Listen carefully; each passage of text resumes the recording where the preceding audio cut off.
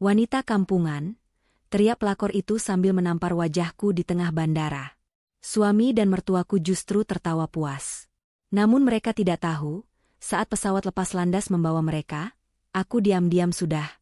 Sebelum ceritanya dimulai, silahkan tulis di kolom komentar dari daerah mana saja teman-teman yang menonton cerita ini. Jangan lupa like dan subscribe agar channel ini bisa semakin berkembang dan bisa mempersembahkan cerita yang lebih menarik lagi. Pukul 2 dini hari. Suara resleting koper yang ditarik terdengar begitu nyaring di tengah keheningan kamar tidur yang dingin. Hana menghela napas panjang, menekan tumpukan pakaian musim dingin ke dalam koper besar berwarna navy milik suaminya, Ferry. Punggungnya terasa pegal. Sejak sore tadi, ia belum beristirahat barang sejenak. Ia harus memastikan semua kebutuhan Ferry dan ibu mertuanya, Bu Ratmi, sudah tertata rapi untuk perjalanan 10 hari ke Jepang. Di atas ranjang, Ferry mendengkur halus. Ponselnya masih menyala menampilkan laman media sosial yang belum ditutup. Cahaya layar itu menyinari wajahnya yang tampak tanpa beban. Hana menatap suaminya dengan tatapan nanar. 5 tahun pernikahan mereka terasa seperti berjalan di atas jembatan gantung yang rapuh.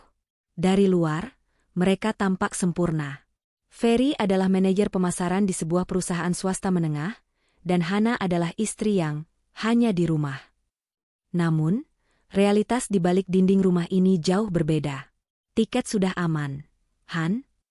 Hana tersentak pelan. Ferry ternyata terbangun, matanya menyipit melihat Hana yang masih berkutat dengan packing. Sudah, Mas. Paspor, visa, booking hotel, Japan Rail Pass, semuanya sudah di tas kecil ini. Jawab Hana pelan, menunjuk tas selempang kulit di atas meja rias. Kamu tinggal bawa badan.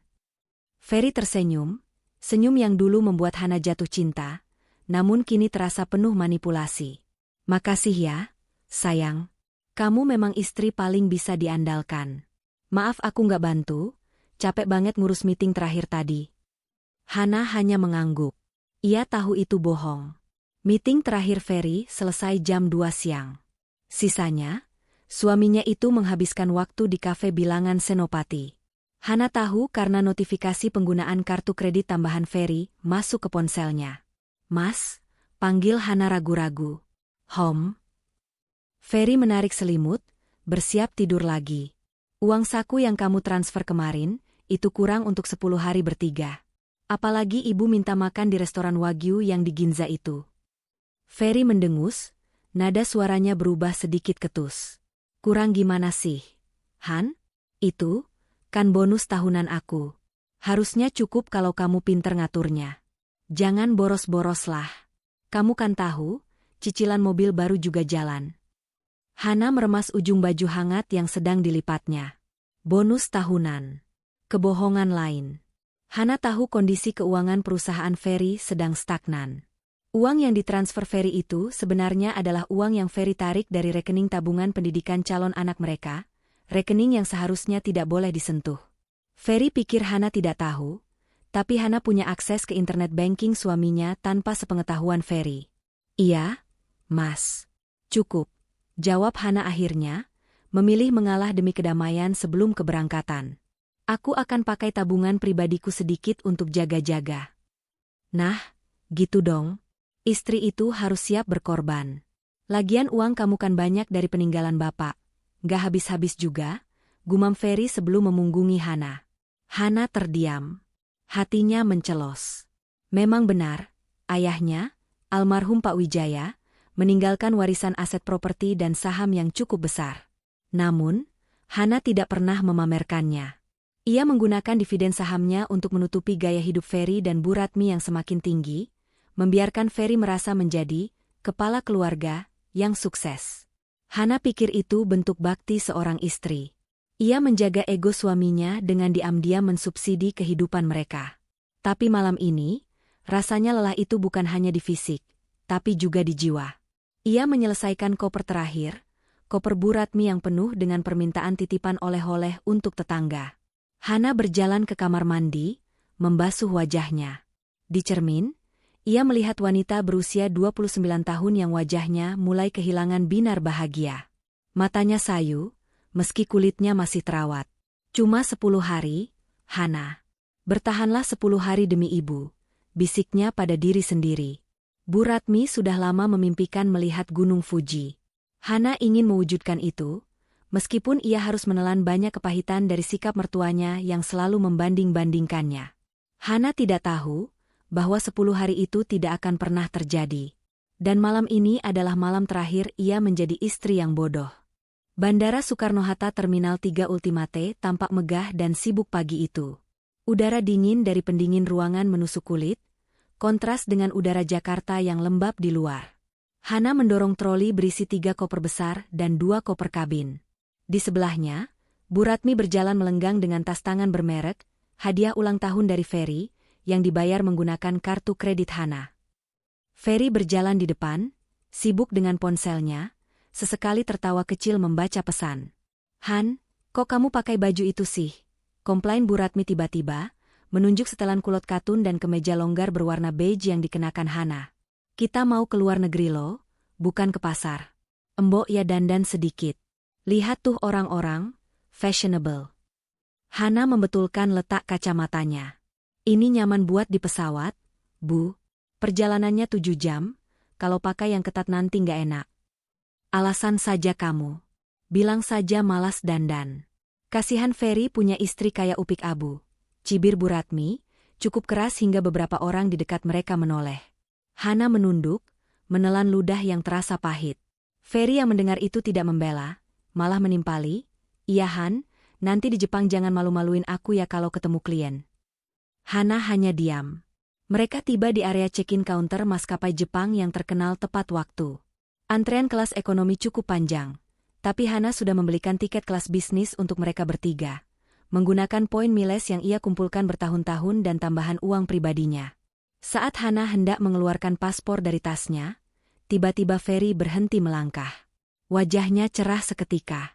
"Nah, itu dia," seru Ferry antusias, melambai ke arah pintu masuk keberangkatan.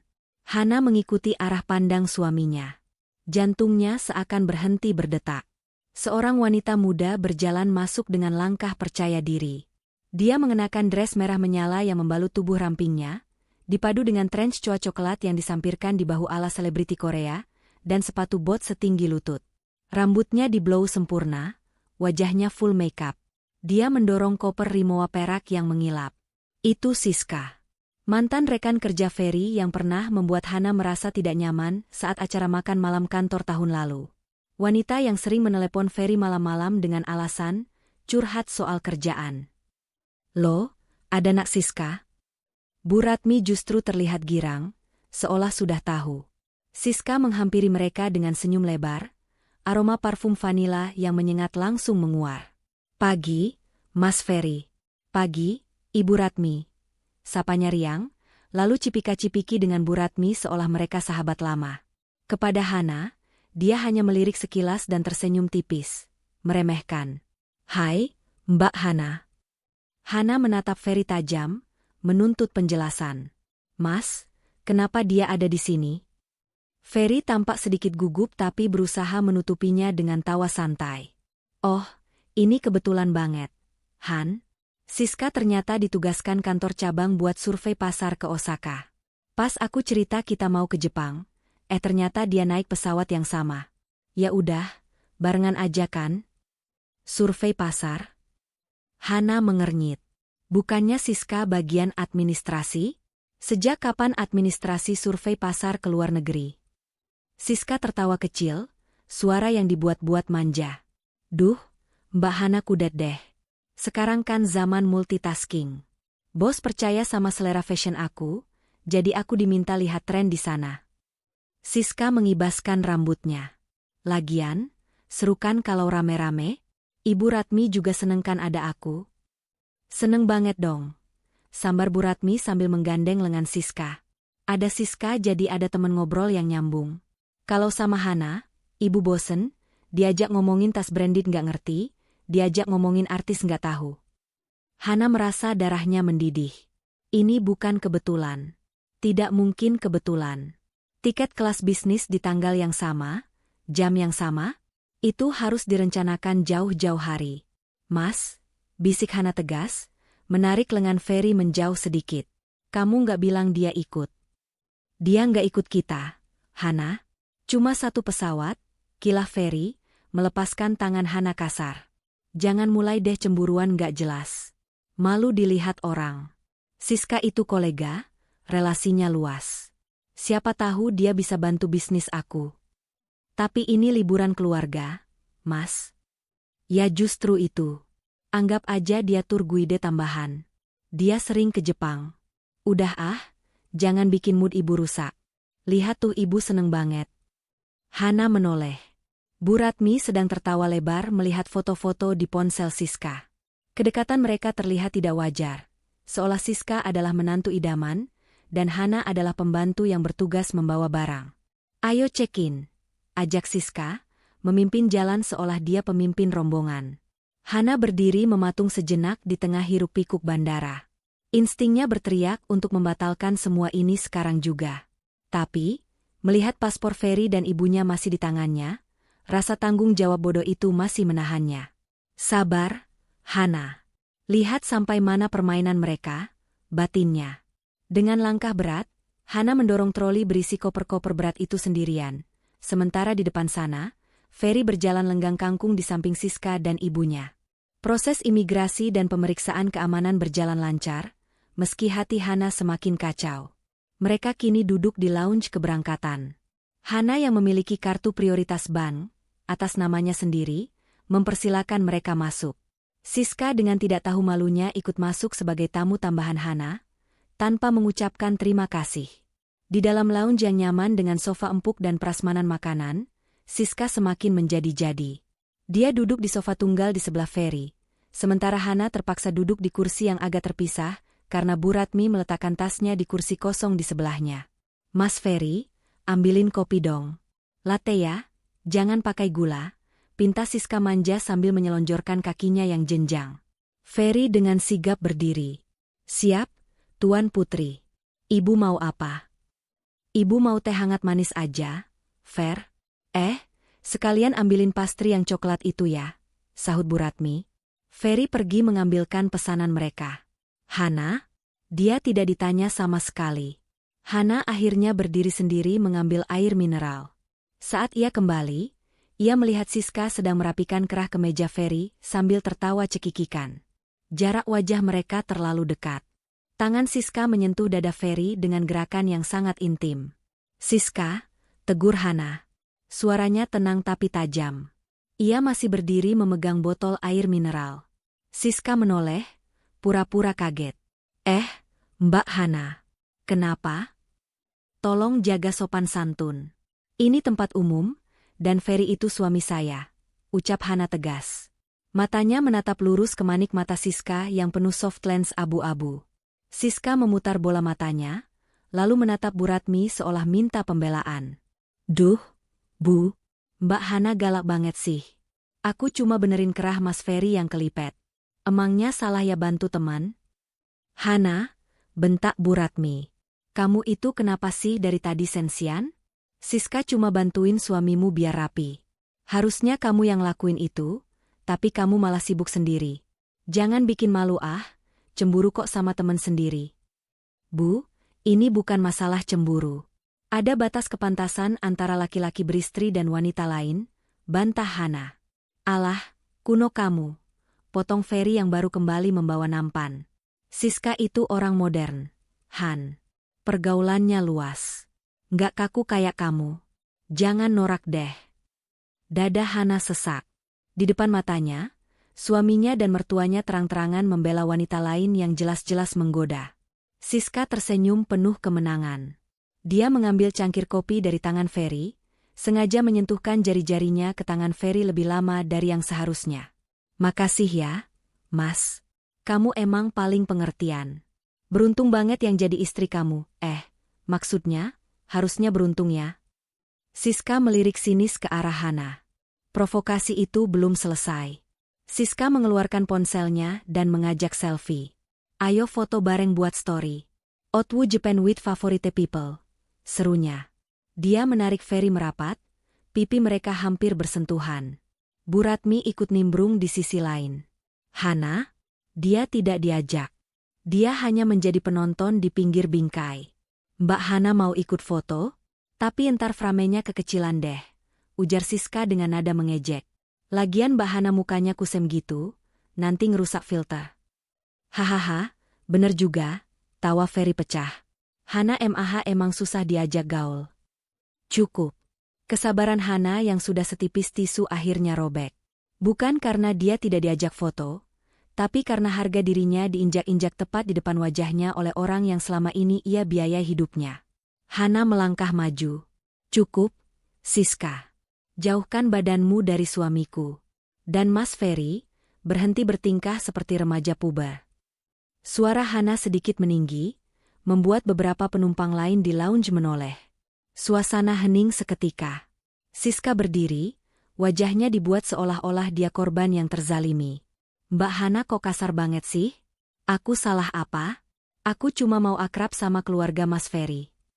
Kamu tahu persis apa yang kamu lakukan, desis Hana. Siska maju selangkah, menantang Hana. Mbak Hana tuh insecure ya? Takut kalah saing? Ya wajar sih, kalau istri nggak bisa ngerawat diri, suami pasti nyari pemandangan yang lebih seger. Kalimat itu adalah pemicu ledakan. Hana mengangkat tangannya, menunjuk wajah Siska. Tutup mulutmu.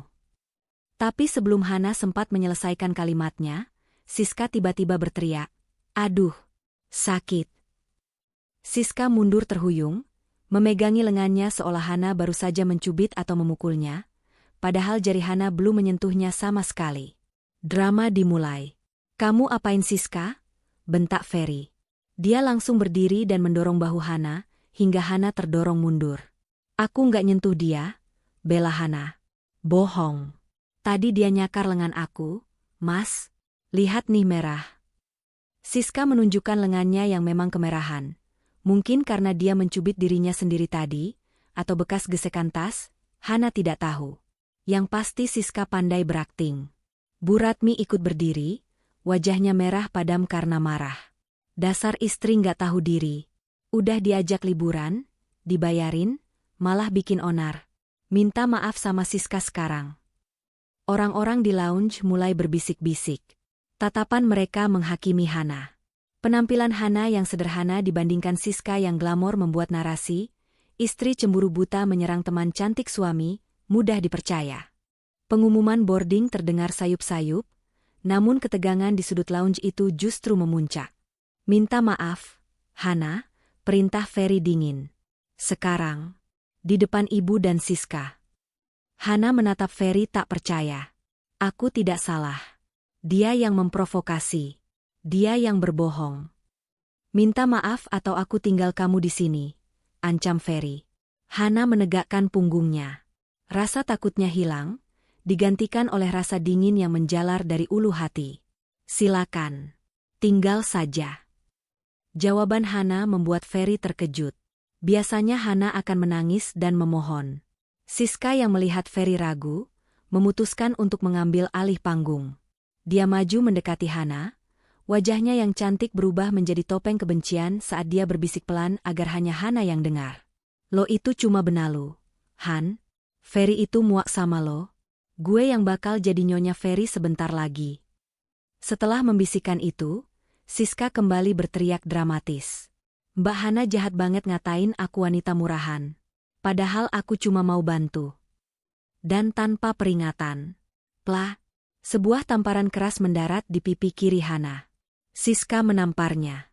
Tamparan itu begitu keras hingga kacamata Hana terlepas dan jatuh berkerutuk di lantai karpet. Rasa panas dan perih langsung menjalar di wajahnya. Telinganya berdengung. Hana terhuyung sedikit, memegangi pipinya. Dia tertegun. Bukan karena sakit fisiknya, tapi karena keberanian wanita simpanan ini menyentuh istri sah di depan umum. Hana mendongak, menatap Ferry. Dia menunggu suaminya marah. Dia menunggu suaminya membela dia. Namun, yang didapatinya adalah pemandangan yang akan membekas selamanya di ingatannya. Ferry tertawa. Ferry tertawa kecil, menggelengkan kepala seolah melihat anak kecil yang nakal dihukum. "Rasain. Makanya jangan kurang ajar. Itu pelajaran buat kamu biar bisa jaga mulut." Bu Ratmi menambahkan dengan nada puas. "Bagus, Siska. Biar dia sadar diri. Mentang-mentang istri, dia pikir bisa ngatur-ngatur anak saya. Dunia Hana seakan runtuh dan membeku dalam detik yang sama. Orang-orang di sekitar mereka ternganga. Beberapa mengeluarkan ponsel, merekam kejadian itu. Seorang waitress lounge hendak mendekat untuk melerai, tapi terhenti melihat aura gelap yang tiba-tiba memancar dari Hana. Hana tidak menangis. Air matanya seolah kering seketika. Dia membungkuk perlahan, memungut kacamatanya yang gagangnya sedikit bengkok. Dia mengenakannya kembali. Gerakannya tenang, terlalu tenang untuk seseorang yang baru saja dipermalukan di depan puluhan orang. Dia menatap mereka bertiga satu persatu. Ferry yang arogan, Buratmi yang kejam, dan Siska yang tersenyum puas sambil melipat tangan di dada. "Sakit, Mbak?" tanya Siska mengejek.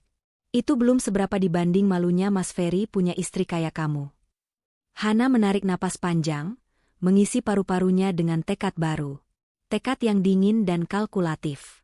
Di dalam tas selempangnya, ada paspor dan boarding pass mereka semua. "Sini paspornya." Ferry mengulurkan tangan dengan kasar.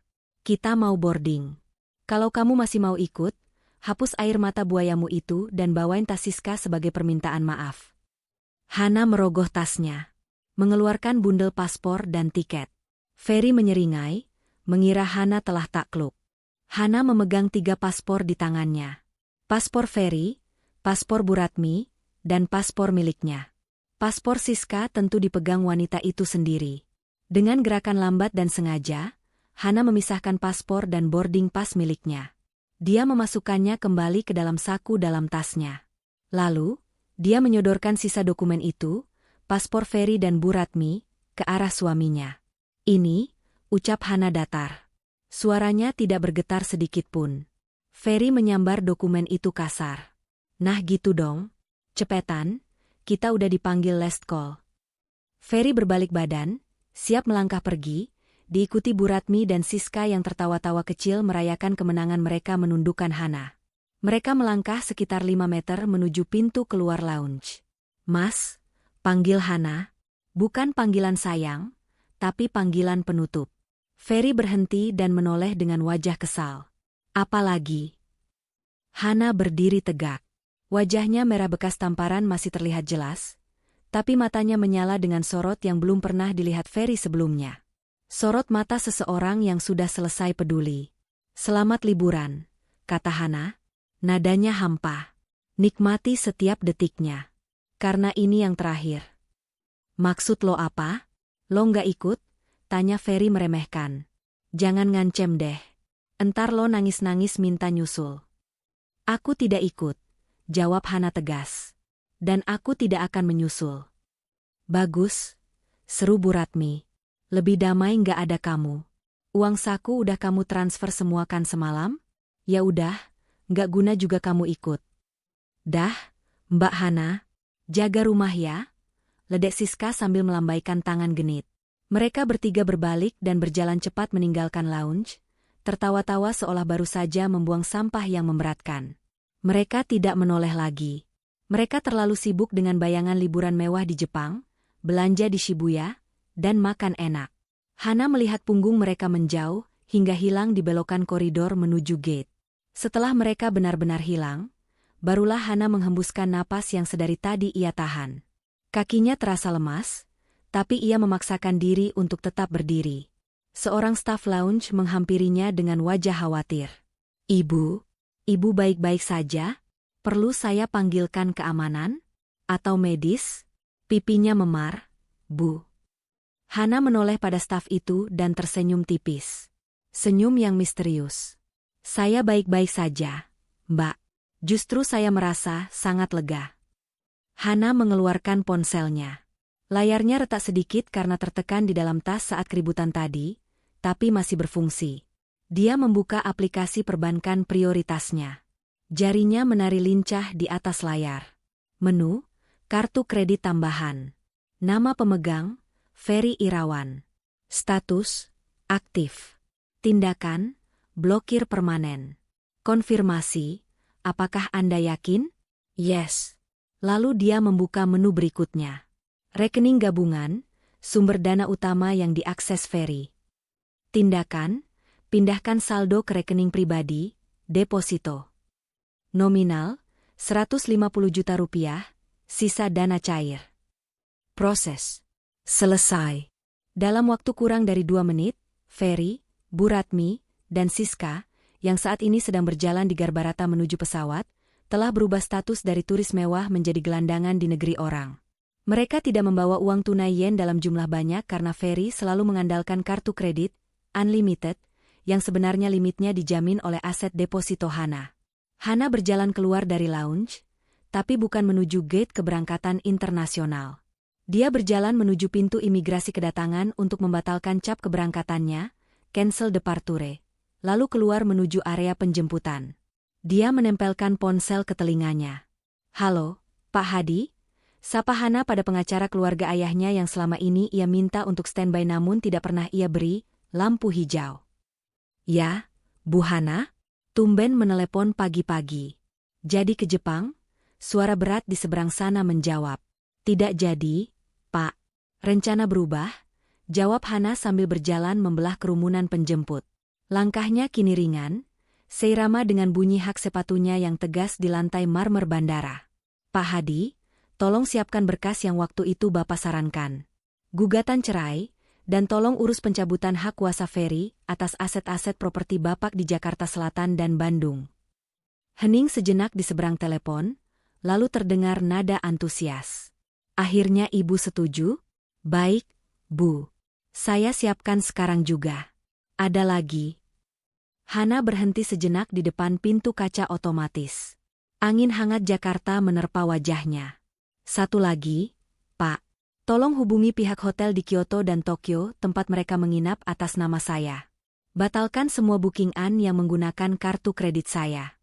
Bilang kartunya dicuri. Full refund ke rekening saya." "Dimengerti, Bu. Mereka akan terlantar di sana." "Itu urusan mereka," kata Hana dingin. "Saya mau pulang. Tolong kirim sopir kantor jemput saya di lobi sekarang. Dan ganti semua kunci rumah utama hari ini juga." Hana mematikan telepon. Dia melihat pantulan dirinya di kaca. Pipinya masih merah, tapi matanya tidak lagi sayu. Dia bukan lagi Hana yang penurut. Pesawat yang membawa suami pengkhianat, mertua durhaka, dan pelakor tak tahu malu itu baru saja lepas landas. Mereka terbang menuju awan, tanpa tahu bahwa landasan pendaratan mereka telah dihancurkan oleh wanita yang baru saja mereka tampar. Permainan sesungguhnya baru saja dimulai. Di ketinggian 35.000 kaki, di dalam kabin bisnis kelas maskapai Jepang yang mewah, suasana hati Ferry sedang di puncak dunia. Ia menyandarkan punggungnya di kursi yang bisa direbahkan menjadi tempat tidur datar, menyesap champagne gratis yang ditawarkan pramugari. Di sebelahnya, Siska sibuk bersuah foto dengan gelas kristal di tangan. "Gila ya, Mas. Enak banget kursi bisnisnya. Tahu gitu dari dulu aku minta kamu ajak jalan-jalan." Celoteh Siska manja, kakinya yang jenjang diselonjorkan tanpa alas kaki, sedikit mengganggu kenyamanan penumpang di lorong seberang. "Apapun buat kamu, sayang." Si Hana itu pelit. Dia selalu bilang, sayang uangnya, mending buat investasi. Padahal hidupkan buat dinikmati. Jawab Ferry angkuh, merasa kemewahan ini adalah haknya. Dia lupa, tiket ini dibeli dengan miles yang dikumpulkan Hana dari belanja kebutuhan rumah tangga selama 5 tahun. Di kursi belakang mereka, Bu Ratmi sedang memanggil pramugari untuk ketiga kalinya dalam 1 jam. "Mbak, water, air putih." "Yang dingin," perintah Bu Ratmi dengan bahasa Inggris patah-patah dan nada kasar. Pramugari Jepang itu tetap tersenyum sopan dan membungkuk, meski terlihat sedikit kewalahan. "Ibu kamu lucu banget, Mas. Kayak ratu," kikik Siska. "Iya dong. Ibu itu harus dimuliakan. Gak kayak Hana yang dikit-dikit ngeluh capek ngurus ibu." Ferry menimpali. Bayangan wajah Hana yang merah bekas tamparan di bandara tadi melintas di benaknya, tapi dia menepisnya dengan cepat. "Ah, biarin aja dia. Paling sekarang lagi nangis di pojokan kamar." "Biar tahu rasa dia," sahut Siska sinis. Mas, nanti sampai Tokyo kita langsung check-in hotel kan? Aku mau unboxing belanjaan dulu di kamar." "Hotelnya bintang 5 kan?" "Tenang. Hotelnya di Shinjuku, View kota. Udah dibayar lunas sama si maksudku, udah beres administrasinya. Ferry meralat cepat. Dia hampir menyebut nama Hana. Bagaimanapun, Hana yang mengurus semua booking via aplikasi travel online menggunakan kartu kreditnya. Mereka tertawa-tawa, menikmati makanan in-flight yang lezat, tanpa menyadari bahwa itu adalah makanan mewah terakhir yang akan masuk ke perut mereka dalam waktu yang sangat lama. 7 jam berlalu. Pesawat mendarat mulus di Bandara Narita. Saat roda pesawat menyentuh landasan, Ferry menyalakan ponselnya. Dia berharap ada pesan permohonan maaf dari Hana. Nihil. Tidak ada satupun pesan WhatsApp dari istrinya. Sombong banget dia, nggak ngehubungin aku, gerutu Ferry saat mereka berjalan keluar pesawat. Udah, cuekin aja.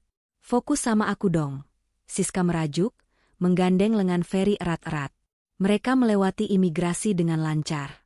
Masalah baru muncul saat mereka mengambil bagasi. Karena tidak ada Hana yang biasa mengatur koper, Ferry kewalahan mendorong troli berisi 3 koper besar plus koper Siska, sementara Siska dan Bu Ratmi berjalan lenggang kangkung di depan. Mas, cepetan dong. Taksi udah nunggu tuh, teriak Siska. Ferry mendengus kesal, keringat mulai membasahi kemeja mahalnya. Iya, sabar. Berat tahu. Mereka menaiki taksi bandara menuju pusat kota Tokyo. Ferry tidak mau naik kereta ekspres karena ribet bawa koper. Dia tidak sadar bahwa tarif taksi dari Narita ke Shinjuku bisa mencapai 25.000 hingga 30.000 yen, sekitar 3 juta rupiah. Di dalam taksi, Ferry dengan santai mengeluarkan dompetnya, siap dengan kartu kredit sakti-nya. Lobi hotel bintang 5 di kawasan Shinjuku itu beraroma lili dan kemewahan. Langit-langitnya tinggi dengan chandelier kristal raksasa. Siska langsung mengeluarkan ponsel, membuat video vlog. Hai guys, kita udah sampai di hotel. Lihat deh, lobinya aja mewah banget. Mas Ferry emang suami idaman calon suami maksudnya. Siska terkikik ke kamera. Bu Ratmi duduk di sofa bludru, kakinya dinaikkan ke meja kopi pendek, membuat staf hotel menatapnya dengan pandangan tidak nyaman. Ferry dengan percaya diri mendekati meja resepsionis, menyerahkan paspornya. Good afternoon, sir. Check-in for Emer Ferry Irawan, sapa resepsionis dengan bahasa Inggris fasih. Yes. 3 people. 2 rooms, jawab Ferry mantap. Resepsionis mengetik di komputernya. Tiba-tiba keningnya berkerut. Dia mengetik lagi, lalu wajahnya berubah sedikit kaku. I apologize, Mr. Irawan. It seems your reservation has been canceled. Ferry melongo. Canceled? Who canceled it? I did cancel it. The booking was canceled about 7 hours ago by the credit card holder due to a reported fraud transaction. The refund has been processed to the source account. Jantung Ferry berdegup kencang. Reported fraud? Dilaporkan penipuan? There must be a mistake. Use this card then. Ferry panik, mengeluarkan kartu kredit platinumnya, kartu tambahan dari rekening Hana. Resepsionis menerima kartu itu dan menggeseknya di mesin EDC. Tut, tut. Mesin mengeluarkan struk pendek. Declined, sir. Please use another card. Keringat dingin sebesar biji jagung mulai menetes di pelipis Ferry. Siska yang menyadari ada yang tidak beres, mematikan kameranya dan mendekat. Kenapa? Mas? Kok lama? Kartunya nggak bisa. Kayaknya error sistem bank di Indo. Ferry beralasan, tangannya gemetar merogoh dompet, mengeluarkan kartu debit pribadinya. Saldonya tidak banyak, tapi harusnya cukup untuk deposit. Gesekan kedua. Tut, tut. Declined, sir. Insufficient funds or blocked. Ferry pucat pasi. Dia ingat dia memang tidak punya banyak uang tunai di rekening pribadi, tapi harusnya kartu kredit itu limitnya ratusan juta. Try again. It works in Jakarta. Bentak Ferry, mulai emosi. Sir, please lower your voice. Tegur resepsionis tegas. The card is blocked by the issuer. Do you have cash? The total for 4 nix would be 200,000 yen roughly. 200.000 yen. Sekitar 20 juta rupiah lebih. Ferry menoleh pada Siska. Yang, kamu bawa yen berapa? Siska melotot. Lo? Kok nanya aku? Aku cuma bawa 20.000 yen, 2 juta rupiah, buat jajan permen. Kan kamu bilang semua kamu yang bayar. Bu? Ibu bawa uang? Ferry beralih ke Bu Ratmi. Bu Ratmi yang tadi nyaman duduk, kini berdiri bingung. Ibu nggak bawa dompet. Ferry, dompet ibu kan di tas Hana yang kecil itu. Ibu cuma bawa tas tangan isinya tisu sama obat masuk angin. Hening. Ferry kembali menatap resepsionis. Can we pay later? Resepsionis itu tersenyum tipis. Senyum mengusir yang sopan. No, sir. If you cannot complete the payment, we cannot check you in. Also, the taxi driver outside is waiting for his payment. He said you told him to wait. Mampus. Taksi belum dibayar.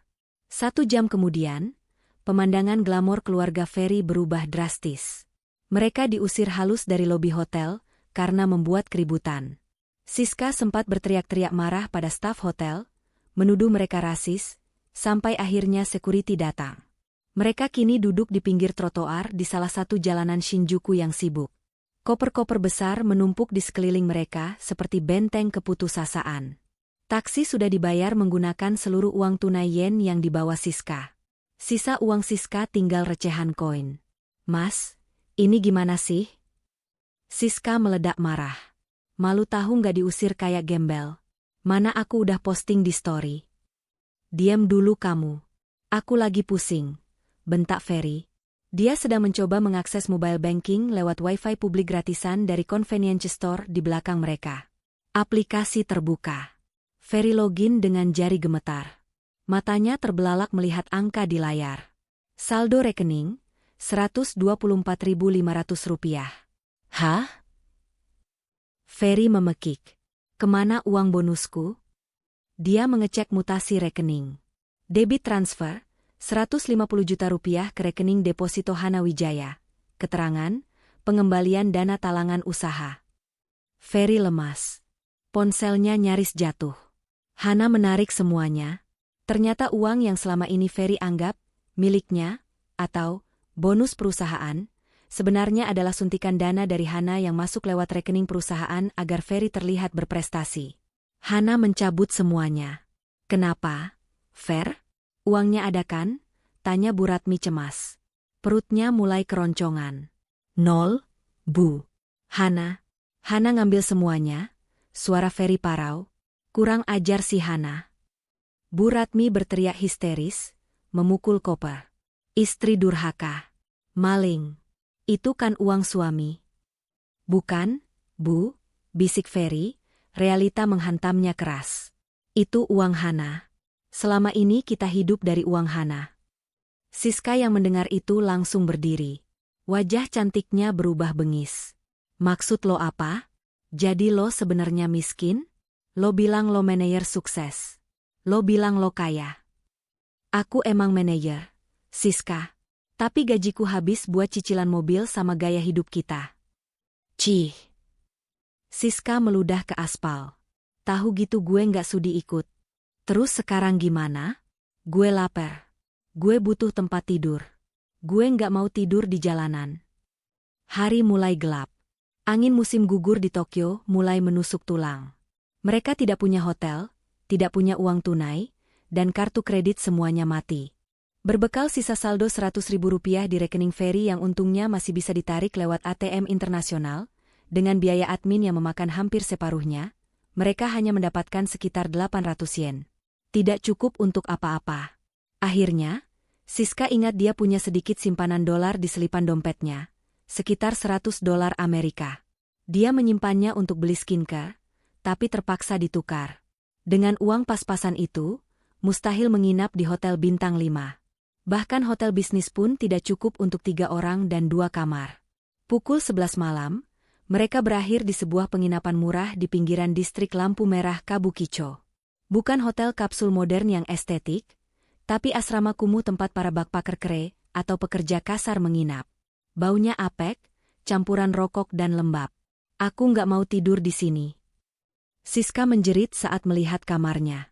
Sebuah ruangan 3x3 meter dengan 1 kasur tingkat, bunk bed, reot dan 1 kasur busa tipis di lantai. Kamar mandi di luar, berbagi dengan tamu lain. Cuma ini yang cukup. Siska, please, semalam aja, mohon Ferry yang sudah kelelahan menyeret koper sejauh 2 kilometer karena mau hemat ongkos taksi. Ini kandang ayam, Ferry, bukan kamar. Protes Bu Ratmi, menutup hidungnya dengan sapu tangan. Ibu bisa sesak napas di sini. Terus ibu mau tidur di taman? Bentak Ferry, kesabarannya habis. Ini pertama kalinya dia membentak ibunya. Bu Ratmi terdiam, syok dibentak anak kesayangannya. Dia duduk di kasur bawah sambil menangis sesenggukan. Coba ada Hana. Hana pasti nggak biarin ibu kayak gini. Jangan sebut nama dia, teriak Ferry dan Siska bersamaan. Malam itu adalah malam terpanjang bagi mereka. Ferry tidur di lantai beralas busa tipis. Siska di kasur atas, Bu Ratmi di kasur bawah. Dinding kamarnya tipis, suara orang mabuk dan musik dari bar di sebelah terdengar jelas. Perut mereka hanya diisi onigiri diskonan dari minimarket dan air keran yang dimasak, karena takut beli air mineral mahal. Ferry menatap langit-langit kamar yang bernoda. Dia mencoba menelepon Hana lagi. Nomor yang Anda tuju sedang sibuk. Diblokir. Dia mencoba membuka Instagram Hana. Akun Hana yang biasanya dikunci, private, kini terbuka untuk publik. Postingan terbaru Hana muncul di feed Ferry.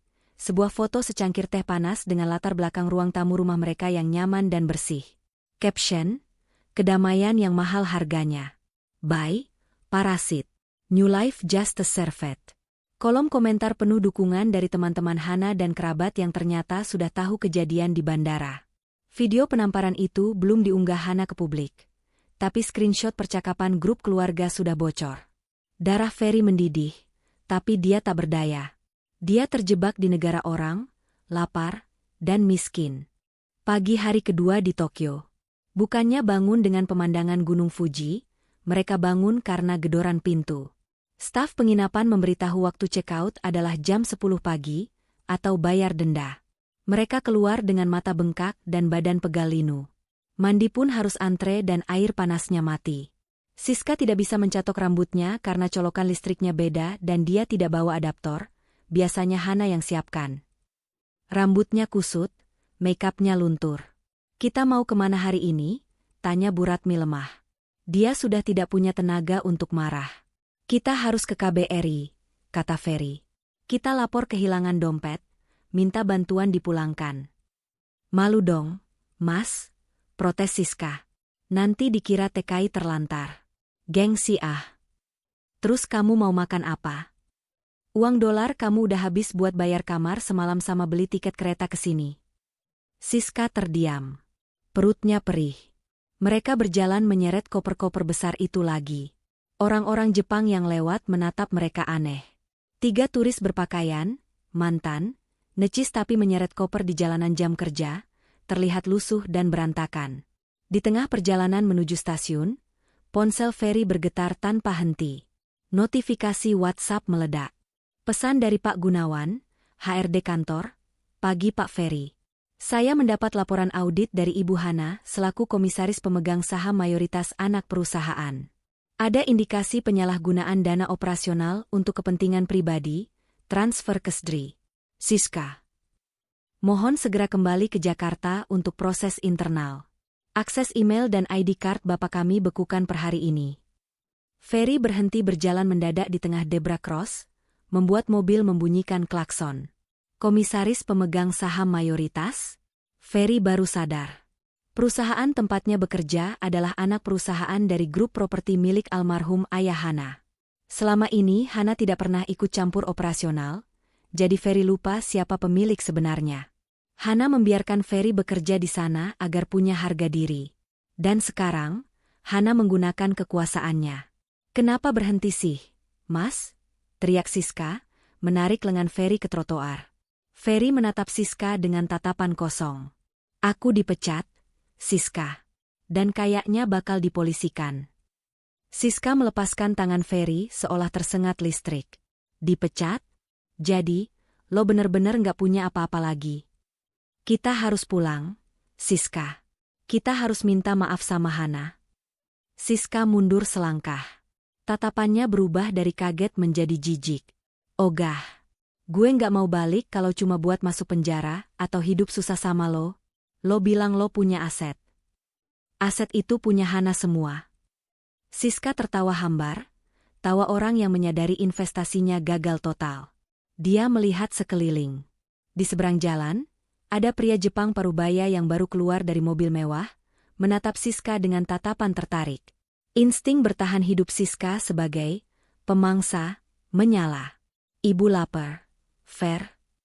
Rintih Bu Ratmi yang duduk lemas di atas koper. Ferry merogoh sakunya, hanya ada beberapa koin 100 yen. Cukup untuk satu roti bagi ibunya. Nih, ibu beli roti di situ. Ferry menunjuk konbini, minimarket. Saat Ferry menoleh kembali ke arah Siska, wanita itu sudah tidak ada di sampingnya. Siska. Ferry melihat ke seberang jalan. Siska sedang berbicara dengan pria Jepang tadi, tersenyum genit, mengibaskan rambut kusutnya, dan menunjuk koper Rimowanya. Pria itu mengangguk dan membukakan pintu mobil. Siska. Kamu mau kemana? Teriak Ferry, berlari hendak mengejar. Tapi lampu penyeberangan sudah merah. Mobil mewah itu melaju pergi membawa Siska yang bahkan tidak menoleh ke belakang. Dia meninggalkan Ferry dan Bu Ratmi begitu saja di trotoar Shinjuku. Ferry jatuh berlutut. Hancur. Di Jakarta, Hana sedang duduk di kantor pengacaranya, Pak Hadi.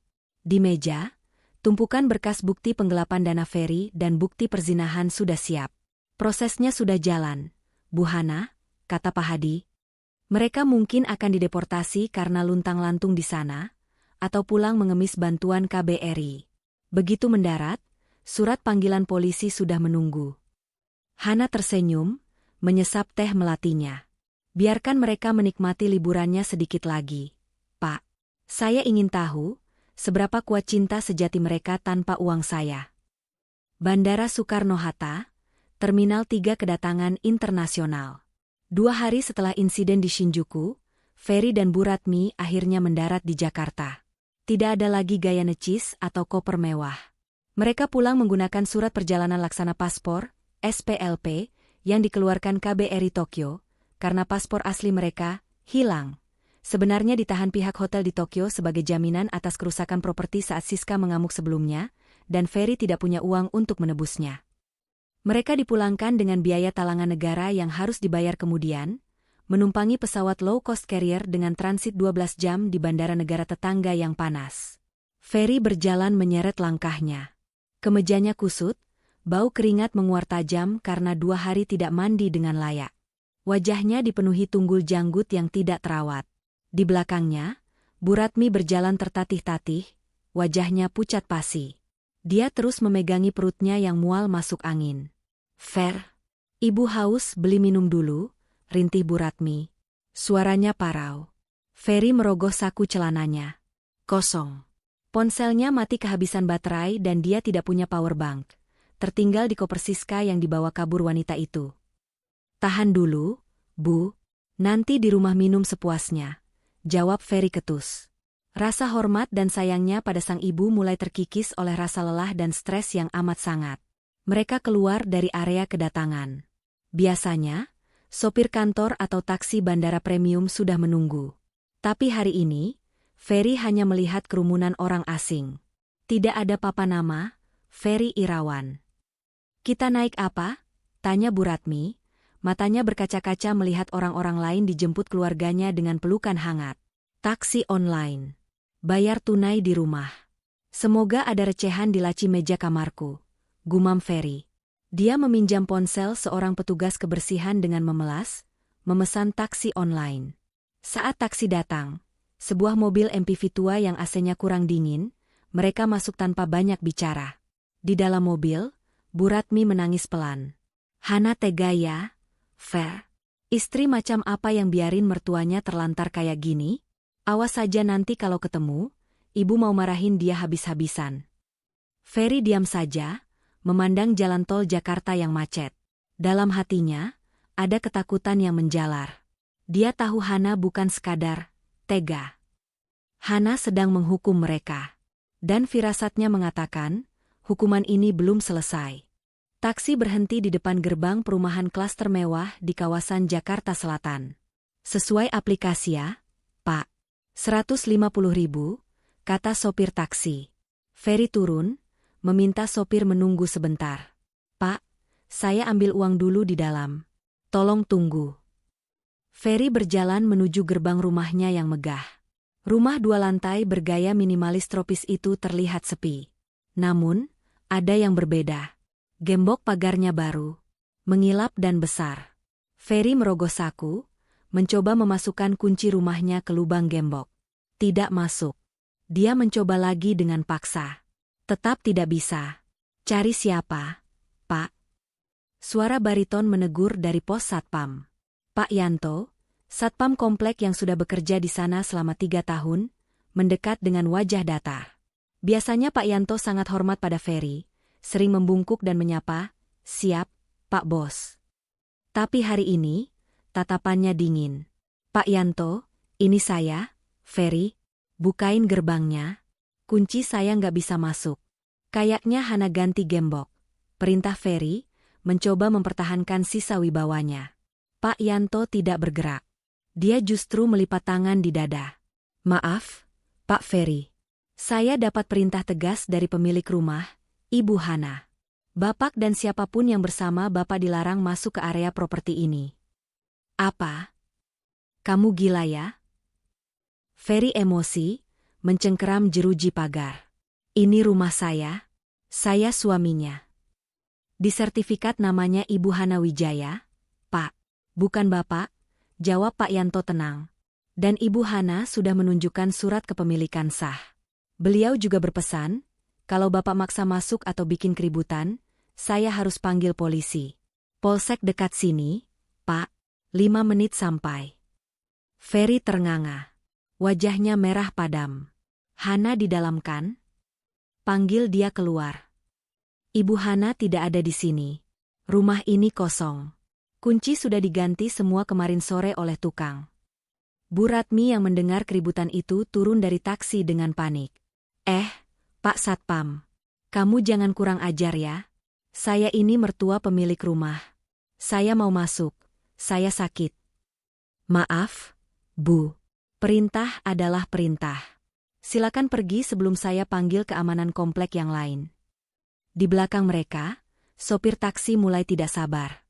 Dia keluar dari mobil, wajahnya garang. "Woi, Pak, jangan drama. Bayar dulu ongkos saya. Katanya orang kaya, rumah gedongan, masa bayar taksi nggak ada duit?" Ferry panik. Tetangga mulai keluar rumah, menonton keributan itu. Rasa malu menusuk-nusuk dada Ferry. "Pak, dompet saya hilang." Ferry tergagap. "Bisa minta nomor rekening? Nanti saya transfer." "Halah, modus," bentak sopir taksi. Dia menarik kerah baju Ferry. "Bayar sekarang atau saya teriak maling." Ambil ini saja." Ferry dengan putus asa melepaskan jam tangannya. Itu satu-satunya barang berharga yang tersisa di badannya, karena Siska tidak sempat mengambilnya. Jam tangan brand menengah, harganya mungkin sekitar 1 juta rupiah bekas. "Ambil ini. Harganya jauh lebih mahal dari ongkos Bapak." Suara Ferry bergetar. Sopir itu mengamati jam tangan tersebut, lalu mendengus. "Ya udah, lunas." Dia melepaskan Ferry, masuk ke mobil, dan tancap gas meninggalkan debu. Ferry dan Bu Ratmi berdiri di pinggir jalan, di depan rumah mereka sendiri yang kini terkunci rapat. Mereka gelandangan. Saat Ferry sedang bingung mau kemana, sebuah motor kurir berhenti di dekat mereka. "Pak Ferry Irawan?" tanya kurir itu. "Ya," jawab Ferry lemah. "Ada titipan dokumen dari kantor hukum hadiah rekan. Mohon tanda tangan di sini." Jantung Ferry berdegup kencang. Dia menandatangani resi dengan tangan gemetar. Kurir itu pergi, meninggalkan sebuah amplop coklat tebal. Ferry membukanya di pinggir jalan, duduk di atas trotoar beton. Bu Ratmi mengintip dari sebelahnya. Isi amplop itu ada 3 bundel dokumen. 1 surat gugatan cerai. Alasan, perzinahan, bukti foto dan video terlampir, termasuk rekaman CCTV bandara dan bukti booking hotel di Jepang atas nama Ferry Siska, kekerasan dalam rumah tangga, verbal psikis, dan penelantaran. 2 surat pemecatan tidak hormat, PHK. Kop surat perusahaan tempat Ferry bekerja. Isinya menyatakan Ferry diberhentikan secara tidak hormat karena pelanggaran berat kode etik dan tindak pidana penggelapan dana perusahaan sebesar 2,4 miliar rupiah selama kurun waktu 3 tahun. 3. Somasi pengembalian utang. Surat dari tim audit keuangan Hana merincikan bahwa semua fasilitas yang dinikmati Ferry, mobil Pajero Sport, kartu kredit tambahan, adalah aset milik Hana yang dipinjam pakaikan. Hana menarik semua fasilitas itu. Mobil Pajero yang biasa dipakai Ferry ternyata sudah diderek oleh orang suruhan Hana dari parkiran bandara 2 hari lalu. Ferry baru sadar dia tidak memegang kunci mobil lagi. 2,4 miliar. Desis Ferry, matanya nanar menatap angka di kertas itu. Dari mana aku bayar segini? Ini bohongkan. Fer? Hana nggak mungkin sekejam ini. Bu Ratmi histeris, merebut kertas itu. Dia istri kamu. Dia harusnya nurut sama kamu. Kita lapor polisi, Fer. Kita lapor kalau Hana menelantarkan suami. Ferry tertawa. Tawa yang kering dan putus asa. Lapor apa, Bu? Semua aset punya dia. Perusahaan punya keluarga dia. Aku yang maling, Bu. Aku yang ambil uang kantor buat beliin tas Siska, buat renovasi rumah ibu di kampung, buat gaya hidup kita. Bu Ratmi terdiam. Wajahnya pias.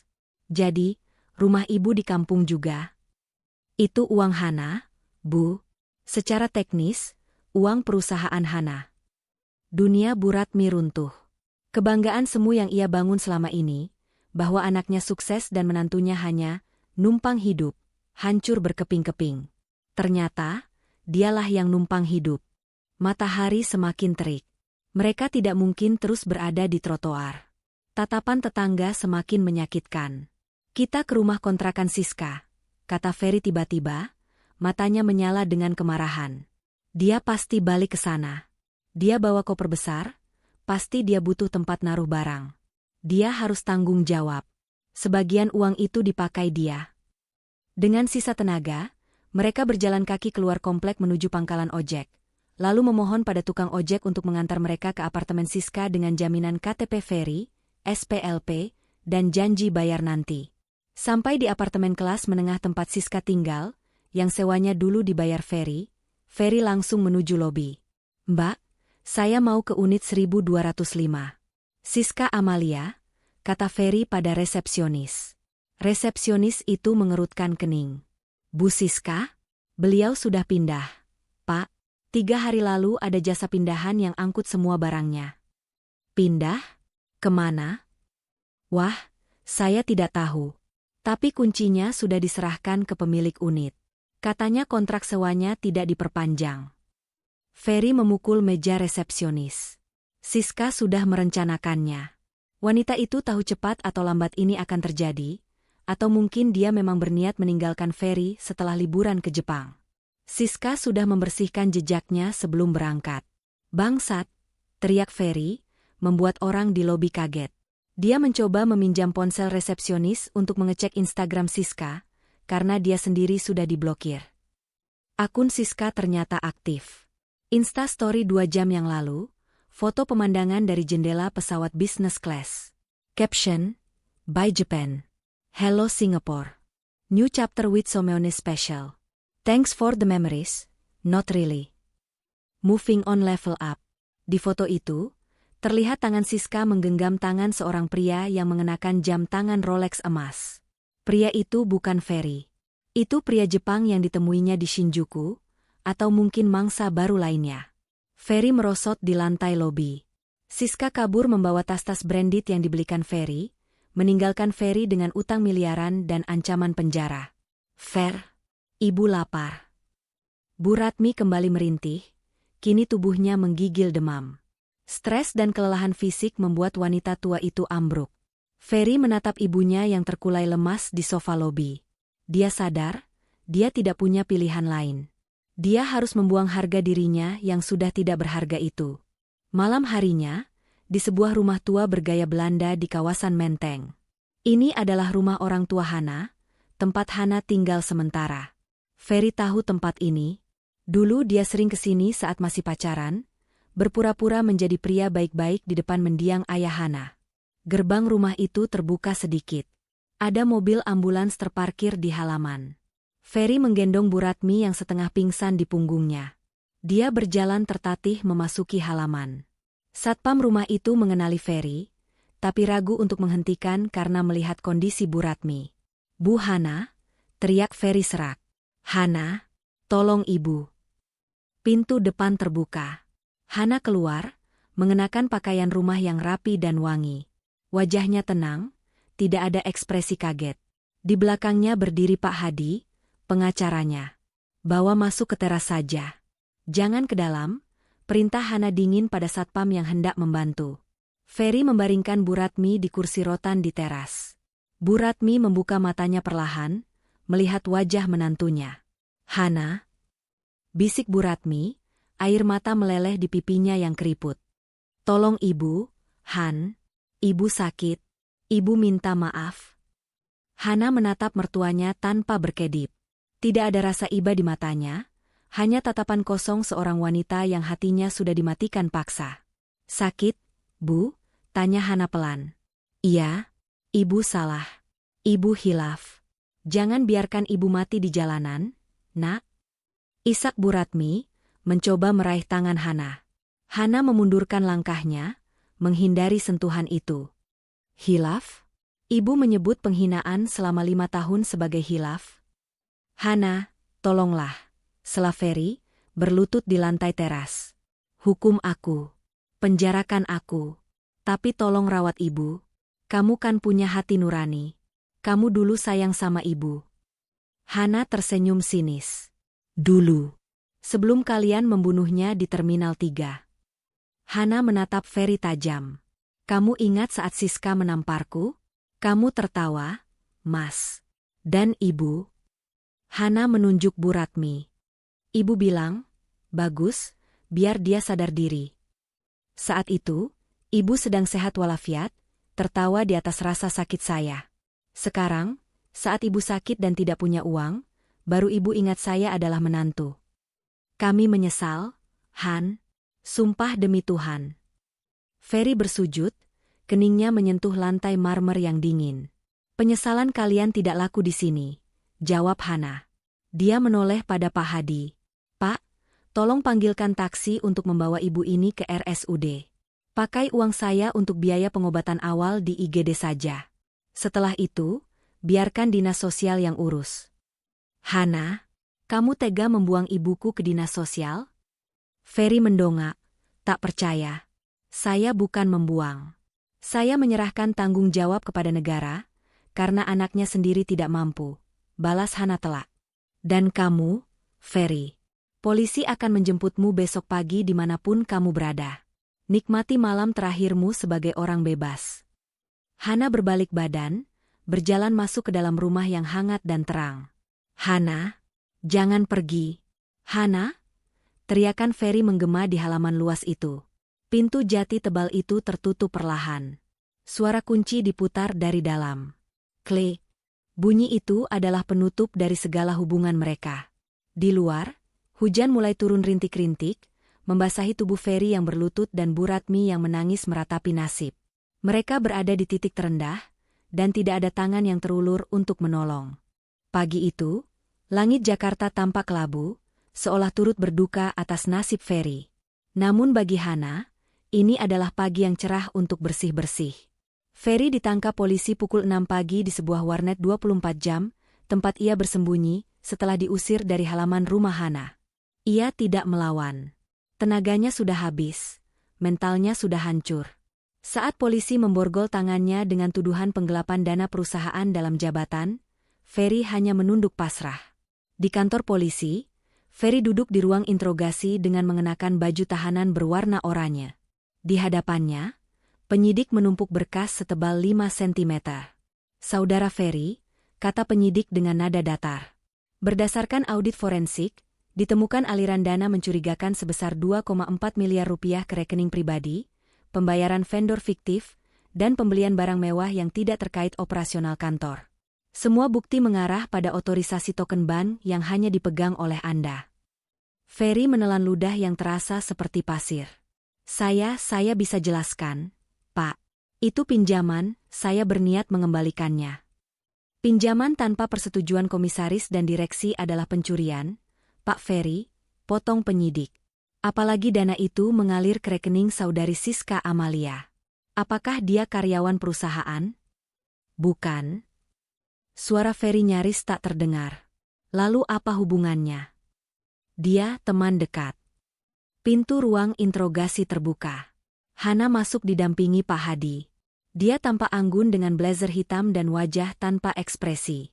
Dia tidak datang sebagai istri, melainkan sebagai perwakilan pemilik saham mayoritas perusahaan yang dirugikan. Ferry mendongak, matanya berbinar melihat Hana. Hana, tolong aku. Cabut laporannya. Aku suamimu. Hana duduk di kursi yang disediakan, menatap Ferry seperti menatap orang asing. Saya di sini untuk melengkapi BAP, bukan untuk negosiasi keluarga. Han, aku hilaf. Siska yang merayu aku. Dia yang minta tas, dia yang minta apartemen. Ferry mulai menyalahkan Siska, sifat aslinya yang pengecut keluar. Hana meletakkan sebuah flash disk di meja. Pak Polisi, ini rekaman suara percakapan telepon Ferry dengan vendor fiktif setahun lalu. Jelas terdengar dia yang menginisiasi markup anggaran demi membiayai gaya hidupnya. Jadi, berhenti menyalahkan orang lain, Ferry. Kamu yang serakah. Ferry terbungkam. Bukti itu mematikan. Hana ternyata sudah mencium bau busuk ini sejak lama, namun menyimpannya rapi untuk momen yang tepat. Proses lanjut, kata Hana tegas sambil berdiri. Dia tidak menoleh lagi pada Ferry yang mulai menangis meraung-raung memanggil namanya.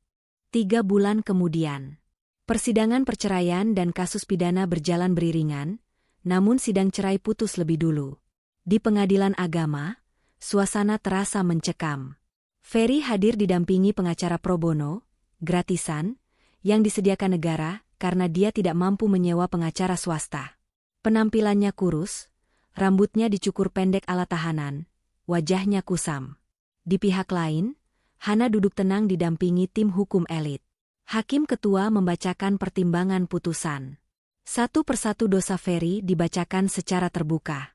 Bukti perzinahan yang sah dan meyakinkan. Tindak kekerasan verbal dan pembiaran kekerasan fisik, insiden penamparan oleh pihak ketiga di bandara. Penelantaran kewajiban nafkah, terbukti nafkah berasal dari uang Hana sendiri yang diputar. Dengan ini, majelis hakim memutuskan. Tok, tok, tok. Palu diketuk. Perceraian dikabulkan, talak bain. Hak asuh penuh atas harta bawaan dan harta bersama, yang ternyata nihil karena semua aset dibeli pakai uang Hana dan tercatat atas nama Hana atau perusahaan, jatuh kembali ke tangan Hana. Ferry tidak mendapatkan 1 rupiah pun. Dia keluar dari pernikahan itu dengan saldo minus, utang miliaran dan status narapidana. Saat digiring keluar ruang sidang untuk kembali ke sel tahanan, Ferry berpapasan dengan Hana di koridor. Puas kamu, Han? Tanya Ferry lirih. Matanya merah. Kamu menghancurkan hidupku. Hana berhenti sejenak, membetulkan letak tasnya. Aku tidak menghancurkan hidupmu, Ferry. Aku hanya berhenti membiayainya. Kehancuran ini adalah hasil karyamu sendiri. Kamu yang membangun istana di atas pasir, aku hanya menarik ombaknya kembali. Ibu gimana? Kamu tahu kabar ibu? Dinas sosial menempatkannya di panti werda milik pemerintah di pinggiran kota. Dia aman, makan 3 kali sehari, ada perawat. Jauh lebih baik daripada saat kamu membiarkannya kelaparan di Tokyo demi gengsi, jawab Hana datar. Ferry tertunduk. Rasa bersalah menusuk jantungnya. Ibunya yang dulu hidup nyaman di kamar ber-AC, kini harus berbagi kamar bangsal dengan lansia lain di panti sosial, karena ulah anaknya sendiri. Bagaimana dengan Siska? Wanita itu berpikir dia bisa lolos dengan mudah. Setelah meninggalkan Ferry di Tokyo dan menggoda pria Jepang kaya, dia berhasil mendapatkan tiket ke Singapura. Dari sana, dia berniat terbang ke Eropa untuk memulai hidup baru sebagai simpanan pria lain dengan modal tas-tas mewah yang dia curi.